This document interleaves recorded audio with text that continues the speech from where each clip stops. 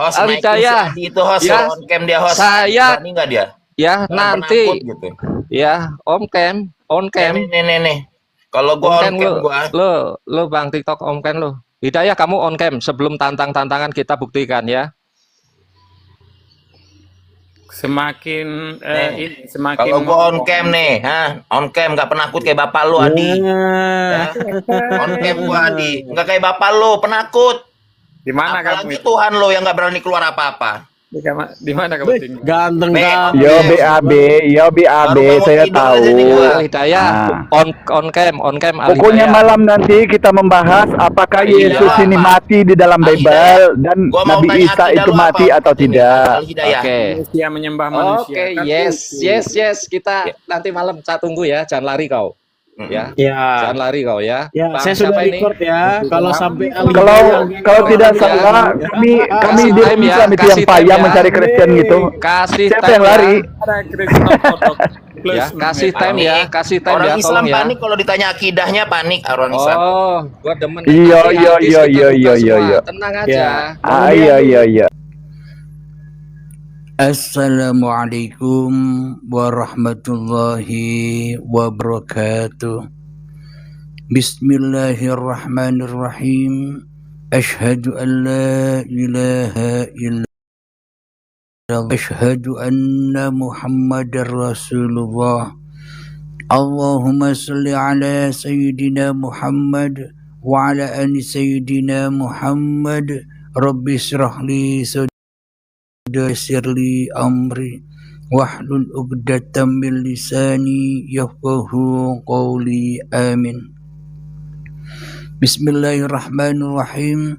Salam hormatku, salam ta'zimku selalu buat para sahabat-sahabatku tercinta, baik yang ada di dalam ataupun yang ada di luar negeri. Semoga kita semua senantiasa selalu di dalam lindungan Allah Subhanahu wa Ta'ala. Amin ya Rabbal Alamin. Bismillahirrahmanirrahim. Selamat menjalankan ibadah puasa di bulan Ramadan di hari yang kedua ini. Semoga amal ibadahnya, semoga puasanya selalu diterima oleh Allah Subhanahu wa Ta'ala. Amin ya Rabbal Alamin.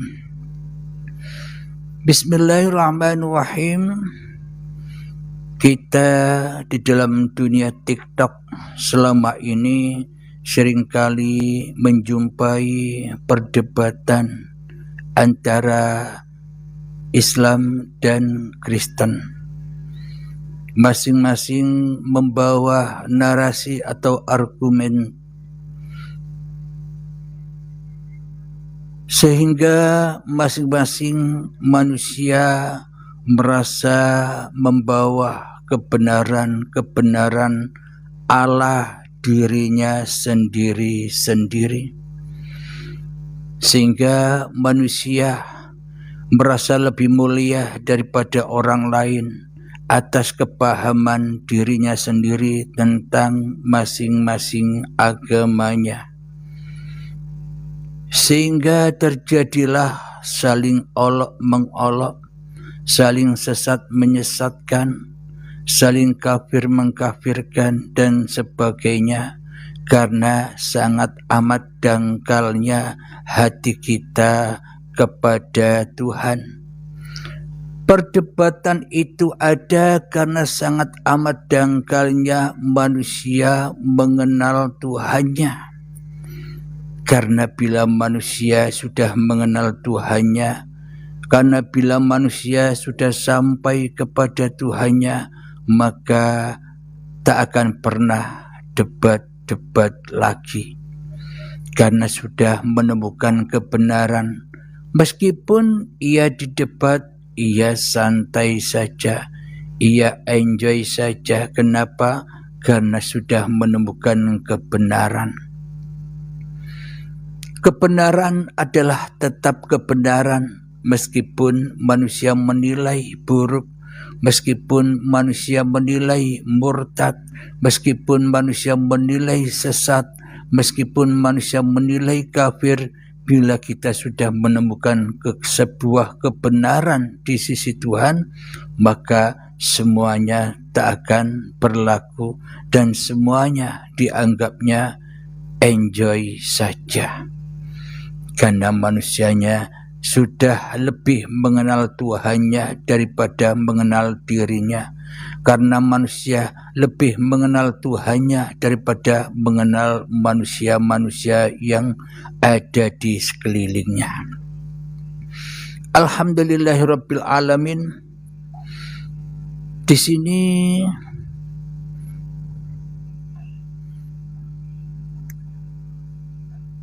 ada di dalam surat An-Nahl ayat yang ke-125, langsung saya bacakan artinya saja. Yang artinya, serulah manusia ke jalan Tuhanmu dengan hikmah dan pengajaran yang baik, serta debatlah mereka dengan cara yang lebih baik. Sesungguhnya Tuhanmu dialah yang paling tahu siapa yang tersesat dari jalannya, dan dia pula yang paling tahu siapa yang mendapat petunjuk. Surat An-Nahl ayat yang ke-125. Shadaqallahul azim. Jadi memang bila ada sebuah perdebatan, jadi berdebatlah dengan yang baik, dengan tutur kata yang baik, dengan akhlak yang baik, dengan adab yang baik. Sehingga dengan kebaikan itu lama-lama sudah tak akan ada perdebatan lagi. Karena yang paling tahu orang itu mendapat petunjuk ataukah orang itu tersesat, hanya Tuhan yang bisa menilai. Jadi kita manusia takkan pernah bisa menilai manusia lain, kecuali hanya Tuhanlah yang berlaku, yang berkuasa atas diri kita atau atas orang lain. Hanya Tuhanlah yang berkuasa atas masing-masing diri manusia. Jadi kita manusia tidak berhak menilai manusia. Serahkanlah semua nilai-nilai tentang manusia kepada Sang Pencipta, karena Dialah yang menciptakan. Ini saya ambilkan juga di Alkitab atau Injil, Titus 3 ayat 9. Jangan membuang waktu dengan berbantah-bantah tentang hal-hal yang tidak penting dan pertanyaan-pertanyaan yang tak punya jawaban. Ada dalam Alkitab, jauhilah perdebatan-perdebatan yang tidak berguna, cerita-cerita asal-usul, pertengkaran dan perkelahian mengenai hukum agama. Semuanya itu tidak ada gunanya dan tidak ada untungnya. Jadi sebuah perdebatan yang selama ini kita saksikan di dunia TikTok antara saudara kita umat Islam dan saudara kita umat Kristen. Kenapakah ada perdebatan? Karena masing-masing diri mereka merasa yang terbaik. Karena masing-masing diri mereka merasa yang paling mulia. Karena masing-masing diri mereka yang merasa paling benar di dalam beragama dan di dalam bertuhan. Sehingga manusia memperselisihkan, sehingga manusia membeda-bedakan antara manusia yang satu dengan manusia yang lain. Jadi sebenarnya sebuah perdebatan itu tidak mencari-cari kesalahan, tidak mencari-cari perbedaan, akan tetapi sebuah perdebatan atau sebuah dialog itu untuk menemukan titik persamaan. Bukan kita mencari kesalahan, kita mencari perbedaan.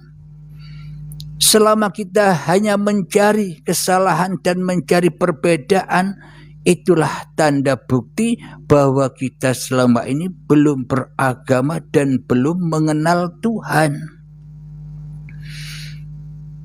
Karena sebuah perbedaan-perbedaan yang diungkap oleh manusia itu sebenarnya itu ajaran-ajaran manusia.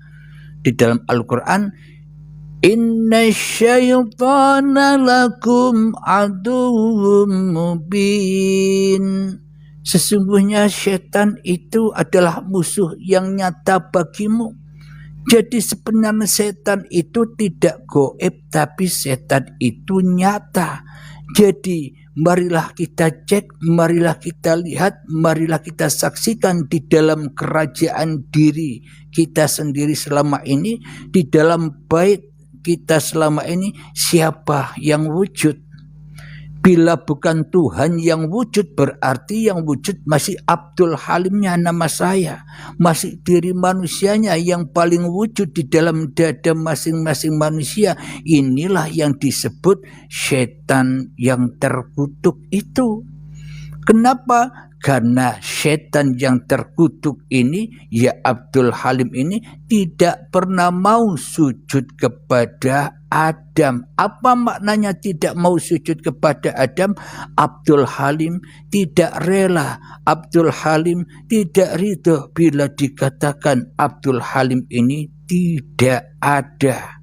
Itulah yang dimaksud, selamanya manusia tidak akan pernah mau bersujud kepada Adam, atau setan takkan mau bersujud kepada Adam, atau selamanya manusia takkan pernah mau bila manusia dikatakan tidak ada, yang ada hanya Allah. Selama yang wujud di dalam dada kita masih diri manusianya, maka disitulah iblis dan setan itu yang sering mengadu domba antar kita, antar agama yang satu dengan agama yang lain. Senang mengadu domba kita antar manusia yang satu dengan manusia yang lain. Kita selama ini tidak tersadar bahwa kita selama ini berada di lingkungan setan itu sendiri, yang suka perdebatan, yang suka permusuhan. Kenapa? Karena iblis dan setan merasa lebih mulia daripada Adam, lebih mulia daripada manusia, sehingga manusia disesat-sesatkan dengan apa? Dengan merasa benar di dalam dadanya. Masing-masing manusia merasa paling benar dengan agamanya. Masing-masing manusia merasa paling benar dengan Tuhannya. Manusia merasa paling benar dengan apa yang dilakukannya. Di dalam beragama selama ini, manusia merasa dirinya yang paling benar. Itulah langkah-langkah setan itu untuk mengadu domba antara manusia yang satu dengan manusia yang lain, untuk mengadu domba antara agama yang satu dengan agama yang lain. Disitulah awal mula munculnya perdebatan itu, karena setan, iblis tidak rela, tidak ridho bila ada manusia yang kembali kepada Tuhannya. Iblis dan setan tidak rela, tidak ridho bila ada manusia yang lepas dari tangannya. Karena lepas dari tangannya, manusianya kembali kepada Tuhannya. Disitulah awal sebuah perdebatan. Sesungguhnya bagi para orang-orang yang suka berdebat itu sebenarnya sama-sama mencari, sama-sama tidak tahunya, sehingga muncullah perdebatan. Logikanya, seumpama masing-masing diri mereka itu tahu, mengenal Tuhannya, kasih dan sayang Tuhannya, maka ia akan terjauhkan dari perdebatan. Karena sudah kenalnya manusia dengan Tuhannya, karena sudah kembalinya kuasa manusia kepada kuasa Tuhannya, sehingga sudah tak ada perdebatan lagi. Kenapa? Karena sesungguhnya diri manusia, setiap diri manusia itu berasal dari bumi yang sama, berasal dari tanah yang sama, berasal dari Tuhan yang sama. Jadi sebenarnya kita ini bersaudara, saudara kandung. Tapi berhubung kita telah disesatkan oleh setan, sehingga kita berpecah belah, seolah-olah kita tidak sama dengan orang lain, seolah-olah agama kita tidak sama dengan agama orang lain. Inilah cerdiknya setan untuk menyesatkan manusianya. Ini saya bacakan lagi di Alkitab Amsal 15 ayat 1. Jawaban yang lemah lembut meredahkan kegeraman, tetapi perkataan yang pedas membangkitkan marah. Alkitab pun juga sudah menyebutkan bahwa kita menjelaskan, menerangkan tentang ketuhanan kepada orang-orang yang berbeda keyakinan dengan lemah lembut, dengan kerendahan hati, dengan akhlak, dengan kedamaian, dengan kasih sayang, jangan dengan marah. Itulah kelembutan Tuhan Sang Pencipta, kelembutan Tuhannya seluruh umat manusia. Amsal 15 ayat pertama.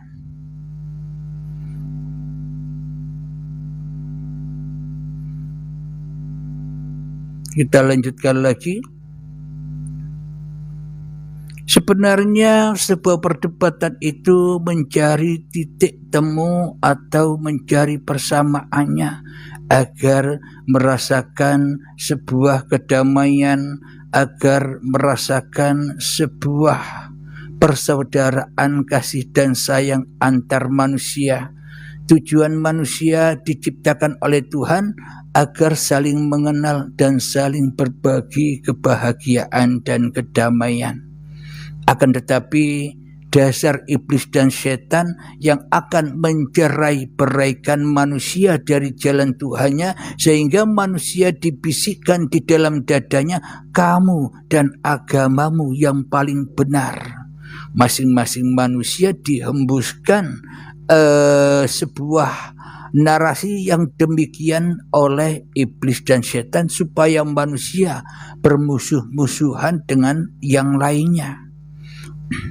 Padahal Tuhan itu Maha Kasih dan sayang, padahal Tuhan itu Maha Lembut. Ketika manusianya mau berangkat dari agamanya masing-masing, berangkat menuju Tuhan, maka di dalam Tuhan itu manusia sudah tak akan pernah memperdebatkan lagi antar manusia yang satu dengan manusia yang lain. Kenapa? Karena manusianya sudah tenggelam di dalam Tuhan itu sendiri, dan manusianya sudah tak bisa menilai-nilai manusia lagi, karena manusianya sudah tenggelam di dalam Bapa, di dalam Allah, di dalam Gusti, di dalam Sang Hyang Widi itu dengan lemah lembut dan kasih sayangnya. Sehingga yang dilihat sudah bukan wujud manusia lagi, karena yang dilihat hanya wujud Tuhan itu sendiri, dan karena yang melihat bukan manusia lagi, tapi Tuhan itu sendiri yang melihat dan yang menyaksikan seluruh ciptaan-ciptaannya. Alhamdulillahirabbil alamin.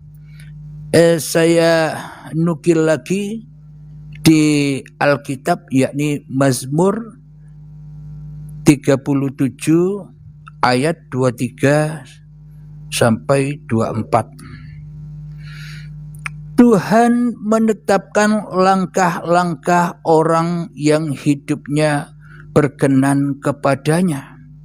Apabila ia jatuh, tidaklah sampai tergeletak sebab Tuhan menopang tangannya. Alhamdulillahirabbil alamin. Inilah tanda bukti bahwa sesungguhnya seluruh umat manusia itu di dalam topangan atau di dalam kuasa kehendak Tuhannya saja, di dalam lindungan dan di dalam kasih sayang Tuhannya. Akan tetapi dasar manusia kita selama ini selalu menolak dan menolak Tuhan sebagai Tuhannya, karena di dalam dada kita lebih percaya, kita lebih yakin, kita lebih iman kepada kewujudan, kepada keberadaan, kepada kehidupan diri kita sendiri daripada Tuhan. Karena kita menyerupai Tuhan. Ketika kita telah menyerupai Tuhan, itulah tanda-tanda setan iblis mensesatkan ajaran manusia dari Tuhannya, sehingga seolah-olah memang ajaran Tuhan tapi diselewengkan oleh iblis dan setan, sehingga yang dicari hanyalah perbedaan-perbedaan saja dan tidak mencari persamaan-persamaan di dalam beragama dan bertuhan, karena Tuhan seluruh manusia itu sama, tidak ada yang beda. Dan karena iblis dan setan tidak mau membisikkan di dalam masing-masing orang-orang yang suka berdebat itu, iblis dan setan tidak mau bila disamakan Tuhannya. Tuhanku dan Tuhanmu ya berbeda. Inilah cikal bakalnya suatu perdebatan yang panas, karena di dalamnya didalangi, dikuasai oleh iblis dan setan yang suka mengadu domba anak cucu Adam. Kita bacakan lagi Yesaya 40 ayat yang ke-31. Janganlah takut sebab aku menyertai engkau. Janganlah bimbang sebab aku ini Allahmu. Aku akan meneguhkan, bahkan akan menolong engkau. Aku akan memegang engkau dengan tangan kananku yang membawa kemenangan. Nah, inilah ajaran kasih itu bila manusianya mempersembahkan kewujudan, kehidupan, kekuasaan dirinya kepada Tuhannya, maka ia akan selalu dan selalu ditolong oleh Tuhannya. Ia selalu akan diteguhkan imannya, karena Allah Tuhan lebih nyata pada diri manusia ketimbang manusianya. Disitulah yang dimaksud kemenangan itu, bukan menang-menang di dalam sebuah perdebatan. Jadi sebuah perdebatan itu akan dimenangkan oleh manusia-manusia yang berani mendebat setan yang ada di dalam dadanya. Jadi setan itulah yang harus kita hadapi, setan itulah yang harus kita debat. Sehingga ketika kita sudah memenangkan perdebatan dengan diri kita sendiri, perdebatan dengan setan, bila kita menemukan sebuah kemenangan, pasti kita akan berkasih sayang antar umat beragama, berkasih sayang antar manusia. Sudah tak ada beda-bedanya lagi, yang ada hanyalah bersamaan, sama-sama di dalam lindungan kasih Tuhan. Kita lanjutkan lagi di Yeremia 29 ayat 11. Sebab aku ini mengetahui rancangan-rancangan apa yang ada padaku mengenai kamu. Demikianlah firman Tuhan, yaitu rancangan damai, sejahtera, dan bukan rancangan kecelakaan, untuk memberikan kepadamu hari depan yang penuh harapan. Subhanallah, puji Tuhan. Jadi memang manusia itu diciptakan, dirancang oleh Allah sendiri. Inilah tanda bukti bahwa setiap diri manusia itu sebuah rancangan-rancangan akbar, rancangan-rancangan besar bagi Tuhannya. Hanya sedikit orang yang mengenal Tuhannya dan mengenal rancangan-rancangan Tuhan atas dirinya dan rancangan Tuhan atas orang lain. Hanya sedikit manusia. Karena kebanyakan manusia mengikuti hawa nafsunya sendiri daripada mengikuti Tuhan yang telah menciptakan hawa nafsu itu sendiri. Sehingga manusia di dalam kerusakan-kerusakan, sehingga manusia merasa dirinya bisa berperan sendiri, sehingga manusia merasa dirinya bisa berkuasa sendiri atas kehidupan ini. Inilah kecelakaan itu ketika kedagingan masih melekat dalam diri tiap-tiap manusia. Ketika pengakuan diri masih melekat pada tiap-tiap diri manusia, itulah kecelakaan yang besar, kata Tuhan.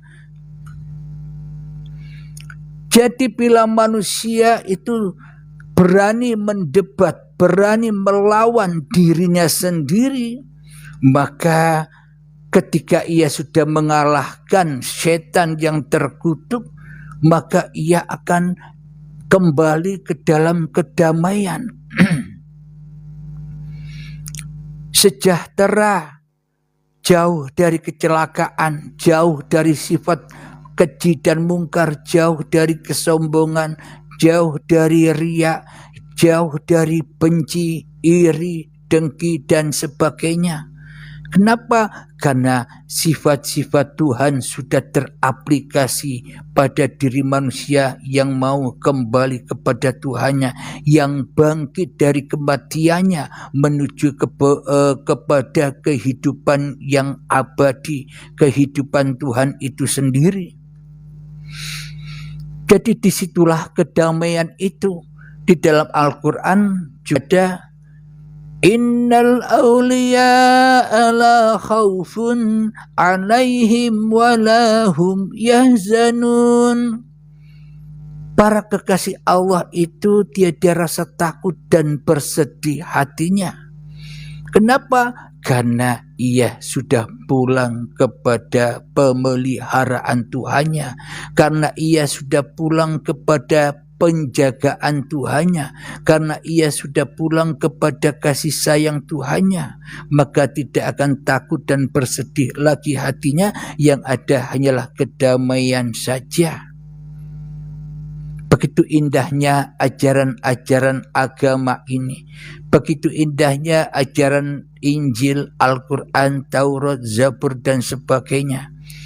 Yang membuat tidak indah, yang membuat perdebatan, manusia memahami Alkitab, manusia memahami Al-Quran dengan versi kedangkalan hawa nafsunya sendiri, sehingga merasa kita yang paham tentang Al-Quran, sehingga Al-Quran dihadapkan, dibentur-benturkan dengan Alkitab, dengan Injil dan sebagainya. Karena merasa kita yang merasa paling benar di dalam beragama dan bertuhan, itu semua pun juga tak luput dari setan yang selalu suka berpecah belah. Setan yang selalu suka mengadu domba manusia. Kenapa? Karena bagi setan, kita yang belum mengenal Allah, kita yang belum mengenal Tuhan ini dianggap domba-domba yang dungu. Termasuk saya inilah mantan domba-domba yang dungu, yang gampang diadu. Jadi di dalam Al-Quran, barang siapa mengikuti hawa nafsunya, maka derajatnya tak lebih tinggi daripada binatang ternak atau tak lebih tinggi dari babi dan celeng. dari anjing dan sebagainya, karena kita hanya mengikuti langkah-langkah kewujudan, kehidupan, keberadaan, kehadiran diri kita sendiri di dalam dada kita daripada Tuhan itu sendiri.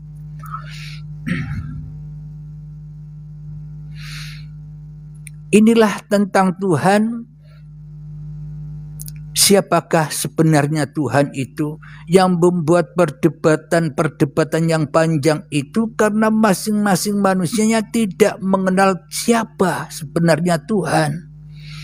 Karena manusia selama ini mengenal Tuhan dengan asumsi-asumsi, dengan kepahaman-kepahaman, dengan terkaan-terkaan dirinya sendiri. Sehingga disitulah muncul sebuah perdebatan karena diri manusianya tak mau kalah dengan orang yang lainnya. Apa bedanya kita dengan setan, yang mana setan tidak rela, tidak ridho sujud kepada Adam karena setan merasa lebih benar, setan merasa lebih mulia, setan merasa lebih tinggi kedudukannya daripada Adam. Apakah kita termasuk saya selama ini tidak sama dengan itu? Inilah makna dari apa yang ada di dalam Alkitab, apa yang ada di dalam Al-Quran. Semua itu mengandung hikmah dan semua itu mengandung kiasan-kiasan yang indah yang harus kita terobos, yang harus kita pahami. Janganlah kita hanya terpaku dengan ayat-ayat yang tersurat, dengan terjemahan yang tersurat.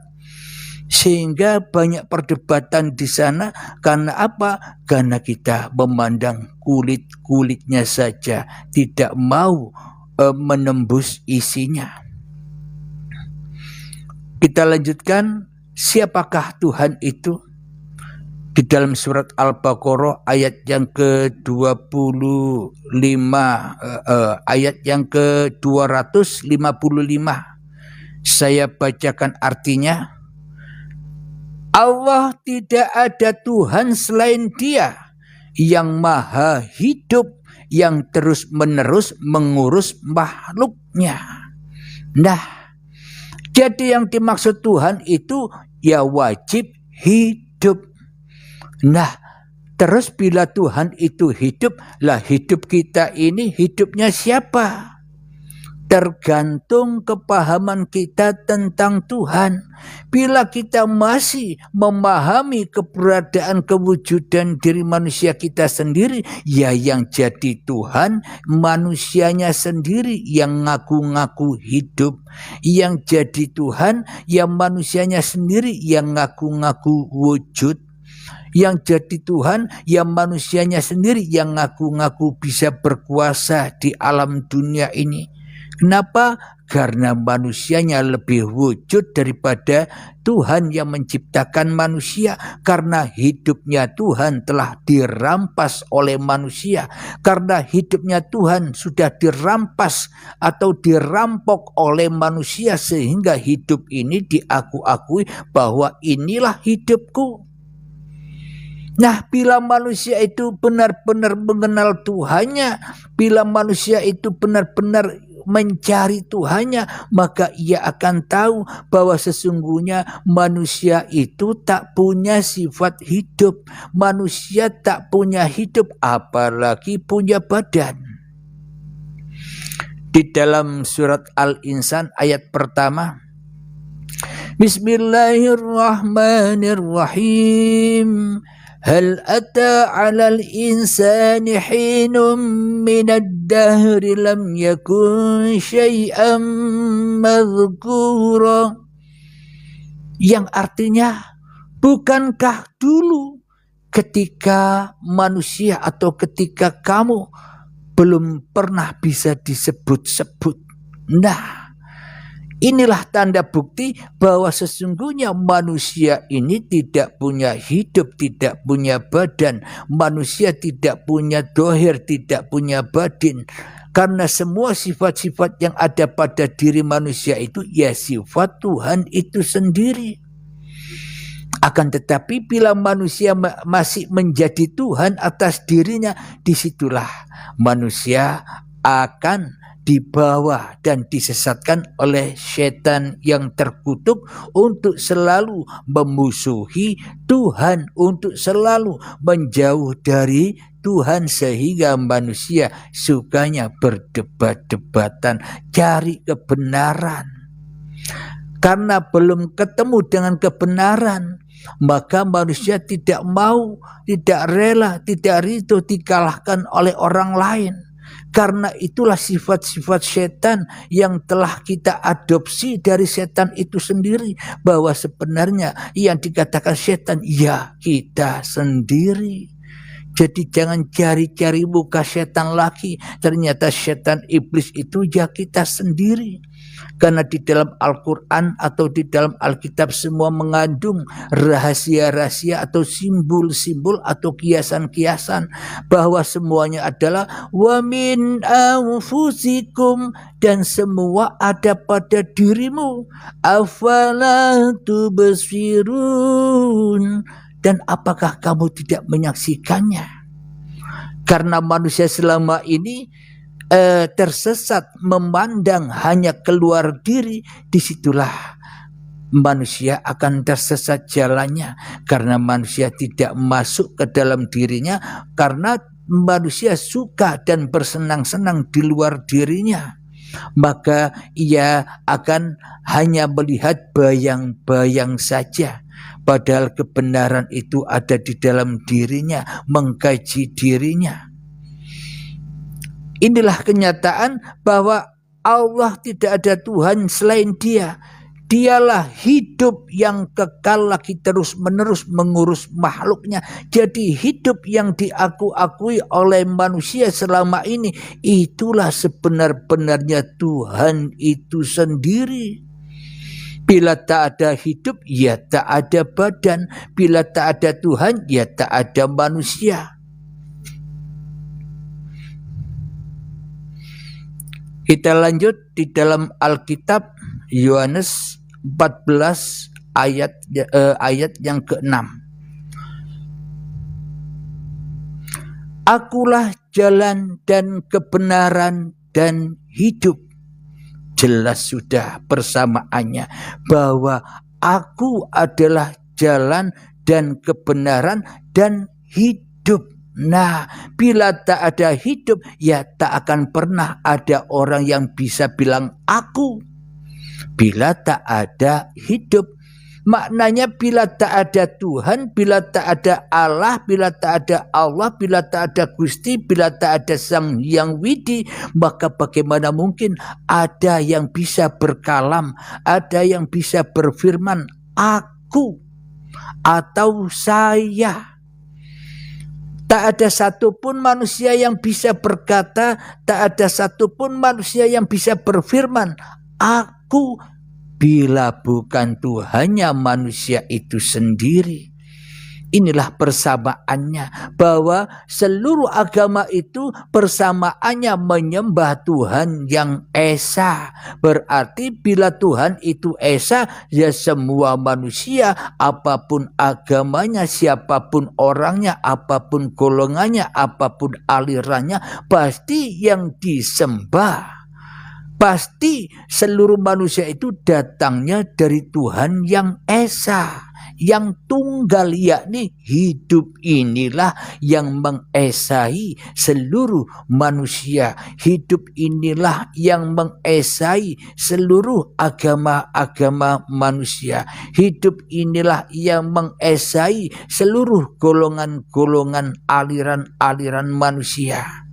Maka bila manusia sudah mengenal kepada Tuhannya, ketika manusia sudah berpasrah diri kepada Tuhannya, maka yang ada hanyalah kedamaian, yang ada hanyalah keindahan, yang ada hanyalah kasih dan sayang. Kenapa? Karena semuanya datang dari yang Esa. Bila manusia sudah mengesahkan dirinya kepada Tuhannya, maka esalah seluruh umat manusia, esalah seluruh alam semesta ini. Kenapa? Tanpa hidup kita takkan pernah bisa menyaksikan diri kita sendiri. Tanpa hidup kita takkan pernah mengenal bahwa diri kita adalah manusia. Tanpa hidup kita tak akan pernah mengenal bahwa diri saya bernama Abdul Halim. Tanpa hidup maka saya tak akan pernah bisa melihat alam semesta ini. Tanpa hidup maka saya tak akan pernah bertemu dengan manusia-manusia yang lain. Inilah dasarnya, inilah persamaannya bagi orang-orang yang bertuhan. Maka sudah tak ada bedanya lagi bila yang ada hanya Tuhan itu sendiri.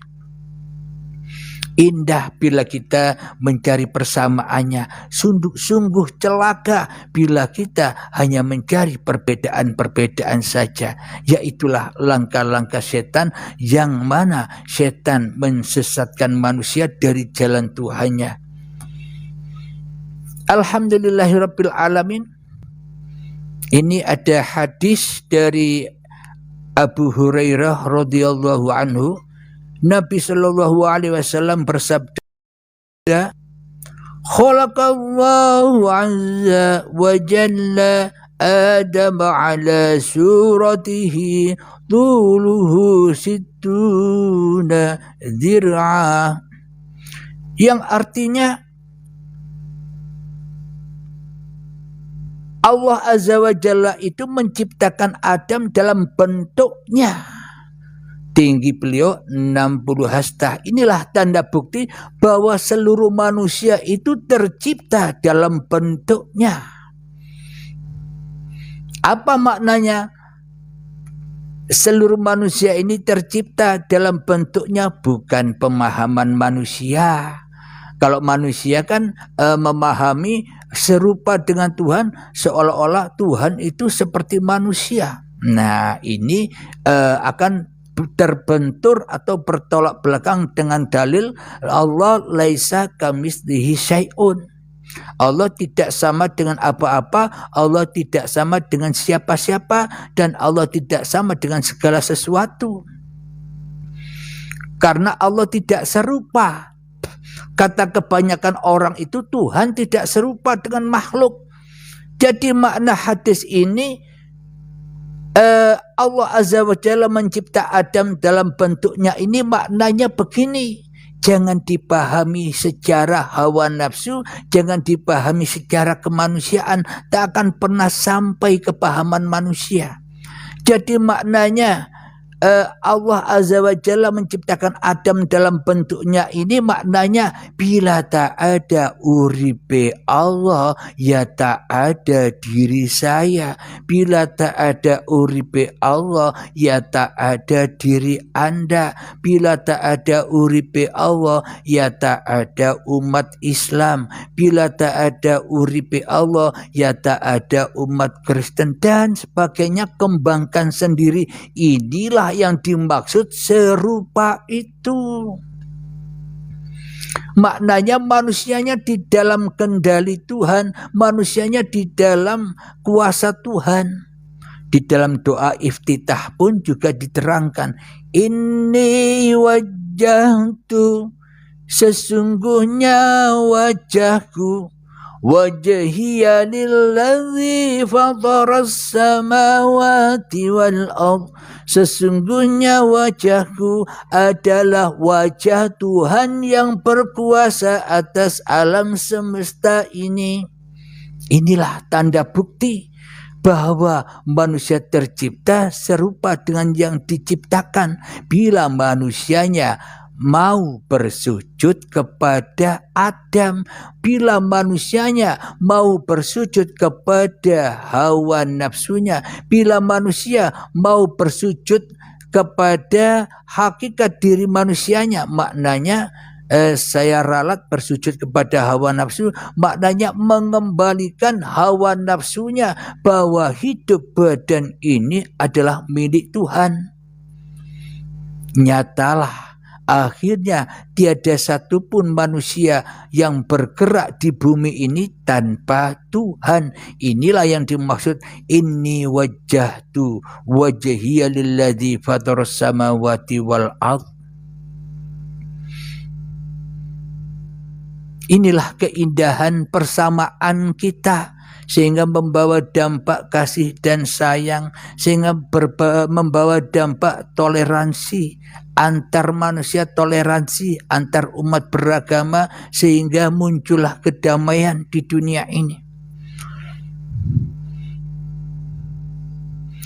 Saya bacakan lagi di dalam Alkitab Kejadian 2 ayat yang ke-18. Tuhan Allah berfirman, tidak baik kalau manusia itu seorang diri saja. Aku akan menjadikan penolong baginya yang sepadan dengan dia. Inilah tanda bukti bila manusia bersendirian dengan hawa nafsunya, bila manusia bersendirian dengan kedagingannya, bila manusia bersendirian dengan keakuan dirinya, maka ia akan celaka dan tersesat dari jalan Tuhan. Akan tetapi di sini Tuhan Allah berfirman, tidak baik kalau manusia itu seorang diri saja. Aku akan menjadikan penolong baginya yang sepadan dengan dia. Maknanya bila manusianya menyerahkan kedagingannya, menyerahkan keakuan dirinya, berpasrah diri kepada Tuhannya, maka yang menjadi penolong adalah Tuhan itu sendiri. Maka yang menjadi pemelihara ya Tuhan itu sendiri, maka yang menjadi penjaga Tuhan itu sendiri, maka yang mencukupi Tuhan itu sendiri, maka yang mengkasih sayangi Tuhan itu sendiri. Kenapa? Karena manusianya sudah menyerahkan dirinya. Itulah yang kita maksud kata Islam itu menyerahkan diri. Jadi seluruh agama itu sebenarnya Islam, bukan Islam makna hawa nafsu, loh ya. Bukan Islam yang kita kenal selama ini, loh ya. Makna Islam di sini sesuai teks atau sesuai artinya, Islam itu berpasrah diri. Apapun agama Anda, bila Anda berpasrah diri, memasrahkan hidup dan badan ini, bahwa hidup dan badan ini bukan milik manusianya, itulah yang dimaksud bertuhan. Akan tetapi meskipun saya beragama Islam, tapi di dalam hati saya yang wujud hanya Abdul Halimnya, ya ingkar. Ternyata selama ini saya pun ingkar kepada Islam itu sendiri. Kenapa? Karena saya mengikuti Islam hanya versi kepahaman hawa nafsu saya sendiri, bukan kepahaman Tuhan. Bila yang dimaksud Islam atau berpasrah diri itu ketika diri manusia sudah menyerahkan dirinya kepada Tuhannya, sudah menyerahkan kekuasaan di dalam Tuhannya, sudah menyerahkan di dalam kasih sayang Tuhannya, itulah yang disebut bertuhan itu. Itulah yang disebut Islam, bukan Islam yang kita pahami selama ini, yang selalu bercerai-berai sehingga terjadi 73 golongan. Karena apa? Karena sesungguhnya belum Islam. Kenapa kok dikatakan belum Islam? Belum berpasrah diri, sehingga masing-masing orang merasa benar dengan golongan-golongannya sendiri-sendiri. Kenapa? Karena sejatinya belum Islam. Bila manusia sudah Islam, maka ia akan meliputi semua golongan. Bila manusia sudah Islam, maka ia akan meliputi seluruh agama. Bila manusia sudah Islam, maka manusia akan meliputi seluruh manusia dan alam semesta ini. Kenapa? Karena disitulah Tuhan Sang Pencipta yang menciptakan diri kita. Tuhan Sang Pencipta yang menciptakan seluruh agama-agama yang ada. Tuhan Sang Pencipta apapun yang tergerak oleh manusia. Jadi tak sebiji darah pun bisa bergerak tanpa izin Allah. Inilah kasih sayang Tuhan bagi orang-orang yang sudah Islam, atau maknanya bagi orang-orang yang sudah menyelamatkan dirinya kepada Tuhannya. Maka ketika manusianya sudah menyelamatkan diri kepada Tuhannya, maka ia akan tahu seluruh manusia. Apapun pergerakan manusia, ia akan tahu. Kenapa? Karena sudah bukan manusianya lagi yang tahu, tapi hanya Tuhannya lah yang berkuasa atas dirinya, yang tahu kepada dirinya, dan yang tahu kepada manusia-manusia yang lain yang selain dirinya. Sungguh indah bertuhan itu bila kita cari persamaannya, dan sungguh celaka beragamanya manusia bila kita hanya mencari kesalahan, hanya mencari perbedaan-perbedaan di dalam agama itu sendiri. Alhamdulillahirabbil alamin. Semoga saya khususnya dan semoga kita semua senantiasa di dalam lindungan Allah, senantiasa di dalam kasih dan sayang Allah. Amin ya rabbal alamin.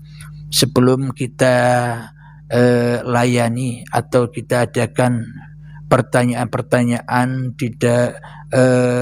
kepada sahabat-sahabatku yang hadir di sini, marilah kita akhiri dulu kajian ini. Akhirul kalam, assalamualaikum warahmatullahi wabarakatuh.